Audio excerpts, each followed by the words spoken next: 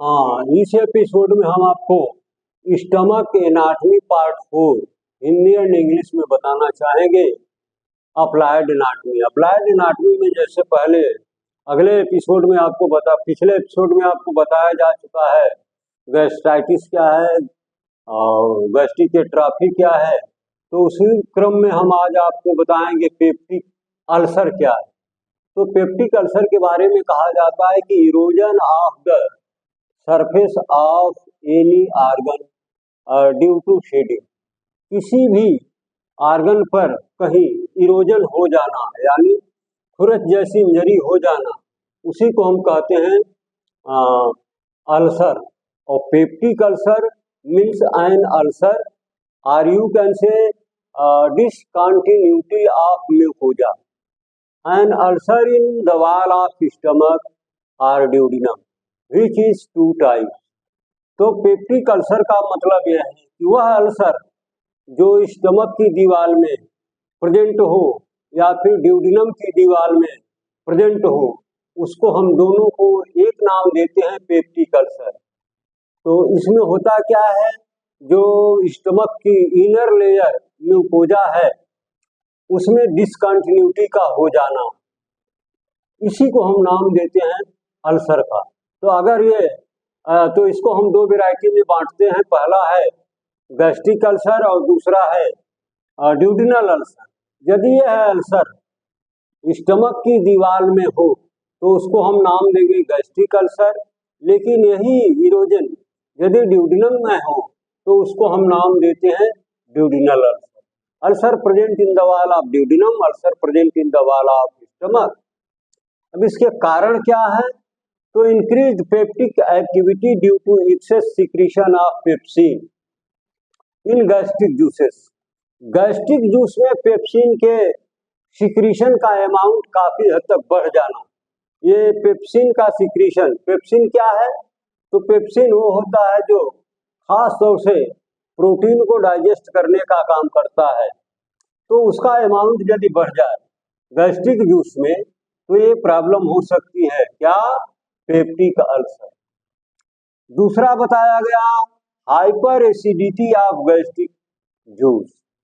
जो gastric juice निकलता है, जो स्टमक के अंदर जूस निकलता है, उसमें बहुत सारे सब्सटेंस होते हैं, उसमें हाइपर एसिडिटी यानी HCl का सिक्रीशन यदि बढ़ा हुआ, एसिड की मात्रा बढ़ी हुई है, तो इस एसिड की बढ़ी हुई मात्रा को भी हम जिम्मेदार मानते हैं इस पेप्टिक अल्सर के। तीसरा कारण जो बताया गया रिड्यूस्ड अल्कलाइनिटी ऑफ ड्यूडिनल कंटेंट।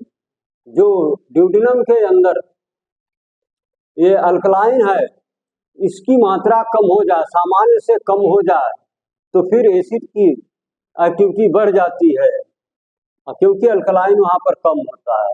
तो जब ये एसिड की मात्रा बढ़ेगी तो ये रिजल्ट आएगा पेप्टिक अल्सर। फिर अगला कारण है decreased mucin content in gastric juice. Gastric juice में म्यूसिन की अमाउंट का कम हो जाना, क्यों कि म्यूसिन ही वो सब्सटेंस है जो स्टमक या ड्यूडिनम की दीवारों को या इंटेस्टाइन की दीवारों को स्मूथनेस प्रोवाइड करता है, जिसके वजह से जो ये कोरोसिव नेचर है HCl का वो फिसल जाता है और उसके कोरोसिव नेचर का इफेक्ट म्यूकोजा पर नहीं पड़ता है। तो ये इरोजन से बचाता है, कौन, ये म्यूसिन। तो जब गैस्ट्रिक जूस में म्यूसिन का कंटेंट कम हो जाए, उसका सिक्रीशन कम हो जाए, तो फिर रिजल्ट क्या होगा, पेप्टिक अल्सर। अगला कारण बताया गया कांस्टेंट फिजिकल और इमोशनल स्ट्रेस। ऐसे व्यक्ति जो लगातार लंबे समय तक मानसिक दबाव की स्थिति में होते हैं या फिर फिजिकल वर्क नहीं करते हैं, तो उनके अंदर पेप्टिक अल्सर होने के चांसेस बढ़ जाते हैं। फूड विच एक्सेस स्पाइसेस और स्मोकिंग। जब आप भोजन लेते हैं और जायका बनाने के लिए या टेस्ट बनाने के लिए, बढ़ाने के लिए भोजन का आप मिर्च मसालों का इस्तेमाल प्रयोग जब ज्यादा लेवल पर करते हैं, तो ये कारण बन जाते हैं पेप्टिक अल्सर के। यदि आपके फूड में स्पाइसी चीज़ों की मात्रा कम हो, मिर्च मसाले कम हो, तो फिर इसके चांसेस बहुत घट जाते हैं।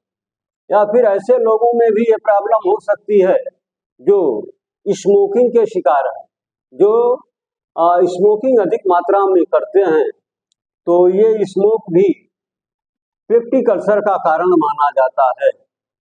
फिर आगे दे रहा है कि long term use of NSAIDs, ये क्या है? ऐसी दवाएं जो नॉन स्टेरॉइड हो, एंटी इन्फ्लेमेटरी ड्रग्स, इनका एक ग्रुप होता है, जैसे एस्प्रिन हुआ, आइबुप्रोफेन हुआ एंड नेप्रोक्सेन हुआ। ये तो इस ग्रुप की दवाओं का यदि लंबे समय तक यूज किया जाए तो फिर ये कारण बन जाते हैं पेप्टिक अल्सर के। तो लंबे समय तक इनका यूज करने से क्या रिजल्ट होता है? पेप्टिक अल्सर के चांसेस बढ़ जाते हैं। फिर आगे दे रहा है chronic inflammation due to Helicobacter pylori. ये हेलिकोबैक्टर पाइलोरी जो है, यहाँ पर इन्फेक्शन करने के लिए बहुत ही सक्रिय माना जाता है, और इसके इन्फेक्शन के वजह से ये पेप्टिक अल्सर हो सकता है। इसके फीचर में बताया गया गैस्ट्रिक अल्सर और ड्यूडिनल अल्सर। तो सीवियर गैस्ट्रिक अल्सर की पहचान क्या है? Severe burning pain in epigastric region, pen after eating and drinking. जैसे ही व्यक्ति कुछ खाता है, पीता है, तो उसके तुरंत बाद उसको पेन की फीलिंग होती है, और वो फीलिंग लोकलाइज्ड हो जाती है कहाँ पर? एपिगैस्ट्रिक रीजन में। तो ये जो सीवियर पेन होता है, ये कहाँ होता है? एपिगैस्ट्रिक में इसकी फीलिंग होती है, और ये भोजन लेने के तुरंत बाद शुरू हो जाता है। इसलिए गैस्ट्रिक अल्सर का पेशेंट भरसक खाने से बचता है, डरता है। वो सोचता है, उसके मन में साइकोलॉजी होती है कि जैसे ही हम कुछ खाएंगे मेरे पेट की दर्द बढ़ जाएगी और मैं परेशान हो जाऊंगा। तो इस डर से वो खाना नहीं खाता है। रिजल्ट क्या होता है? धीरे धीरे वो बॉडी वेट उसका कम होने लगता है, वो लीन थीन हो जाता है।